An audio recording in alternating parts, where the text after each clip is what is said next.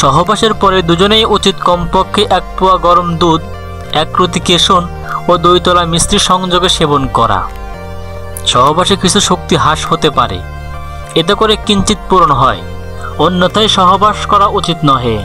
এই কারণেই মনীষীরা মাসানে একবার রোতে ক্রিয়া ব্যবস্থা করে দেন, যাতে করে উপরোক্ত সামগ্রী জোগাড় করতে গরিব বা মধ্যবিত্ত শ্রেণীর লোকের পক্ষেও কষ্টকর না হয়।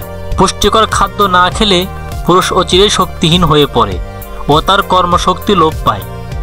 অত্যধিক মৈথুনের জন্য হজম শক্তিও লোপ পায়, ফলে অম্ল, অজীর্ণ প্রভৃতি নানা প্রকার রোগ দেখা দেয়।